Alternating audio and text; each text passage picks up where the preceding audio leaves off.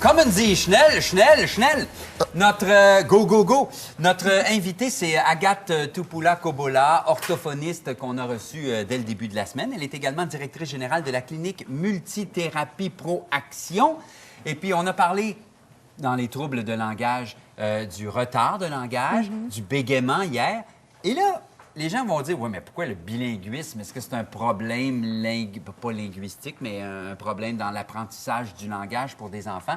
C'est un peu la question qu'on se pose. Est-ce que ça peut poser un problème d'élever nos enfants dans trois langues? C'est pas une bonne idée de raiser nos kids en deux La langues? réponse, c'est non. C'est une excellente idée d'élever les enfants dans deux langues, ou même dans plus que deux langues. Il y a un mythe, en fait, les gens pensent souvent en exposant un enfant à plus qu'une langue, ça peut amener un retard de langage ou de la confusion, l'enfant va mélanger les deux langues. En bas âge, tu sais. Oui, en bas âge, mais non, les enfants ont vraiment la capacité d'apprendre plusieurs langues, c'est universel, et puis même que c'est beaucoup plus facile en bas âge. Tous les bébés là, vont être capables de percevoir, de prononcer les sons de toutes les langues, et puis ils vont perdre cette faculté-là, cette capacité-là, graduellement jusqu'à l'âge de 6 mois, puis plus rapidement après l'âge de 3 ans. Mais Donc, un exemple concret, c'est si, par exemple, la mère est francophone, le père est anglophone, et chacun parle à son enfant dans sa langue maternelle. Oui. Donc, la maman toujours en français, le père toujours en anglais. Ça pose pas de problème pour le bébé? Il Non. va tout comprendre, puis... Du tout. Puis il y a d'autres types de modèles de bilinguisme aussi. L'exemple dont tu viens de parler, c'est un parent, une langue, ça se fait. Mais c'est pas grave si le parent parle pas toujours la même langue à son enfant. Donc, il y a beaucoup d'adultes, et même la majorité des gens bilingues, enfants, adultes, vont mélanger deux langues dans un même énoncé, dans une même phrase. Ça, c'est un phénomène normal qu'on appelle le code switching, excusez-moi l'anglicisme, mais c'est le fait de passer d'une langue à l'autre, puis c'est pas parce qu'ils sont confus ou mélangés, c'est parce qu'il y a certains termes, certains mots de vocabulaire qu'ils vont retrouver plus facilement dans une langue ou dans l'autre. Et ça ne traduit pas une confusion. Ça, dans le fond, ça montre qu'ils sont capables d'utiliser toutes les ressources dont ils disposent simplement. On s'entend pour dire donc que le bilinguisme, c'est un atout de nos jours au Québec. Exactement. Que les enfants sont doués pour apprendre des langues très jeunes. Mais alors, c'est quoi les difficultés qu'on rencontre comme parents si on élève son enfant dans deux langues? Le défi, c'est plutôt d'exposer suffisamment l'enfant à chacune des langues qu'on veut qu'il maîtrise. Pour maîtriser une langue, c'est important d'être exposé minimalement 30 du temps à la langue. Et puis, c'est pas quelque chose qui s'apprend par osmose, le bilinguisme. Donc, le fait d'être juste exposé à la langue, c'est pas suffisant. C'est pas suffisant. Non. Donc, si, par exemple, on veut que notre enfant apprenne l'anglais, si on le met devant une émission de télé en anglais, c'est pas suffisant. Il faut qu'il y ait des interactions sociales dans cette langue-là. Donc, des conversations, des échanges, que l'enfant soit amené à l'utiliser aussi et pas seulement à être exposé à la langue. Ça prend une vie, savoir bien s'exprimer, savoir écrire correctement. D'ailleurs, c'est un des sujets de l'émission d'aujourd'hui. On va parler de la nouvelle orthographe. Il faut toujours se mettre à jour. C'est pas inquiétant de se dire, bien, si mon enfant est bombardé par... reçoit les indications. Exposé. Merci, t'es bien fin. Aux deux langues, est-ce que ça va pas créer un retard à l'école ou est-ce qu'il va bien apprendre? Bien, c'est un bon point que tu soulèves parce que ça, c'est un autre mythe aussi. On peut penser qu'ils vont avoir des retards au niveau académique, mais il y a beaucoup de recherches qui se font dans plusieurs pays actuellement dans le monde qui tentent à démontrer que les enfants bilingues ou trilingues ou polyglottes, bref, vont avoir plus de facilité à apprendre à lire, à écrire, vont avoir une meilleure capacité aussi à résoudre des problèmes, vont comprendre plutôt aussi les règles de grammaire. Puis en plus de ça, ils vont pouvoir témoigner d'un attachement qui est plus important à la culture d'origine de leurs parents. Donc, c'est quand même des avantages qui sont à considérer.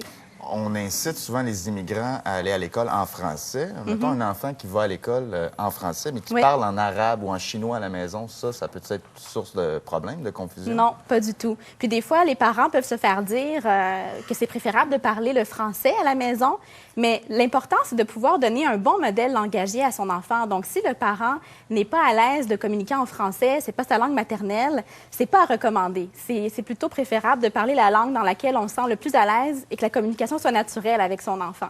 Si on se met à parler en français avec son enfant du jour au lendemain, ça peut paraître bizarre aussi pour l'enfant parce que la langue est liée à l'affectivité. Oui. Donc, si on a un accent dans une langue, si, mettons, ma blonde est anglophone, est-ce que moi, je devrais parler en anglais avec mon accent de Québécois à un enfant? Bien, en fait, c'est préférable de parler la langue dans laquelle tu es le plus à l'aise. Donc, si c'est le français, c'est le français. C'est sûr que quand on a appris une langue plus tardivement, c'est normal d'avoir un accent, ça va survenir fréquemment. Oui. Mais c'est pas un problème en soi. L'important, c'est d'être fonctionnel dans cette langue-là. Mais la règle de base, quand on communique avec quelqu'un, c'est que la communication soit naturelle et qu'on soit à l'aise de communiquer dans la langue qu'on utilise. Oui. Ouais. Et c'est faux de dire qu'il faut terminer sa phrase, la commencer en français, la terminer en français. On peut vraiment passer d'un à l'autre. Oui. Puis vous remarquerez, avec les adultes bilingues, c'est quelque chose qu'ils font aussi beaucoup. C'est pas seulement les enfants qui vont faire du code switching. Même les adultes bilingues le font beaucoup, passer d'une langue à l'autre. C'est parce qu'ils ont accès plus facilement à un mot ou à certains concepts dans l'autre langue. OK. Ouais. Là, on semble dire qu'il n'y a pas de problème. Tout est beau à élever nos enfants dans les deux langues. Mais pour que tu puisses travailler, toi, l'orthophoniste, c'est qu'il y a des parents qui viennent te voir avec des enfants qui ont des problèmes par rapport à ça, non? Pas du tout? Leur problème de langage, par exemple, retard ou trouble de langage, c'est pas lié au bilinguisme. Pas du tout. En fait, il y a des choses normales qu'on va observer chez les enfants bilingues. Par exemple, si je vais évaluer son langage dans une seule de ses langues, ça se peut que j'observe que son vocabulaire va être plus réduit par rapport à un enfant unilingue francophone, par exemple. Son vocabulaire en français va être plus faible, mais si je prends le vocabulaire dans les deux langues de l'enfant, pour observer qu'il n'y ait pas de retard, il faut que je vois qu'il y a un vocabulaire qui est quand même globalement supérieur ou similaire à l'enfant unilingue. Donc ça, c'est normal d'avoir un peu moins de vocabulaire dans une langue au début. Puis, c'est ça, c'est quelque chose qui finit par se rattraper. Oui, ça a l'air tellement génial, le bilinguisme. Est-ce qu'une famille qui est unilingue francophone devrait s'efforcer d'apprendre l'anglais à son enfant très jeune, avant l'école? Bien, c'est un atout qui est quand même important. Comme je disais, c'est important que le parent parle la langue dans laquelle il est le plus à l'aise à la maison. Mais ce qui peut être intéressant comme stratégie pour favoriser le bilinguisme chez son enfant, c'est de trouver des activités. Par exemple, dans le quartier, souvent, il y a des centres de loisirs, il va y avoir l'heure du conte à la bibliothèque. Et parfois, ça se fait dans une autre langue que le français ou même que l'anglais. Ben oui. Donc, c'est une idée qui est quand même intéressante. Sinon, regardez la activité à la maison. Il y a une garderie en chinois à Trois-Rivières. Les éducatrices parlent en chinois, puis les enfants intègrent le langage super rapidement. Donc, des choses dans notre quartier. Mais à la maison, est-ce que, par exemple, l'heure du bain, je pourrais la faire, moi, tout en espagnol?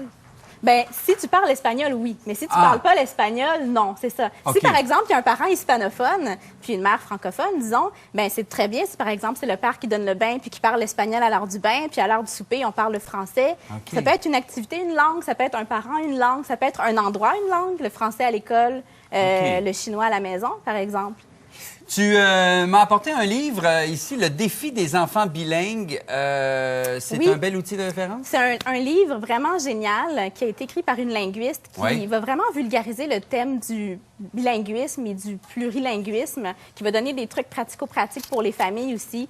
C'est quoi les observations qu'on fait auprès des enfants bilingues? Elle parle beaucoup aussi en lien avec les recherches puis les données probantes. Donc, c'est vraiment un outil intéressant. Agathe, ça a été un plaisir de te recevoir toute la semaine. Merci very much. Si les gens aiment ta façon de parler de tous ces problèmes-là, on peut aller sur ton site Internet qui est le www.cabola.ca ou sinon sur le site de ma clinique, cliniqueproaction.com. Merci beaucoup, Agathe. Ça fait plaisir. Merci à vous. Sylvie? Oui, en fait,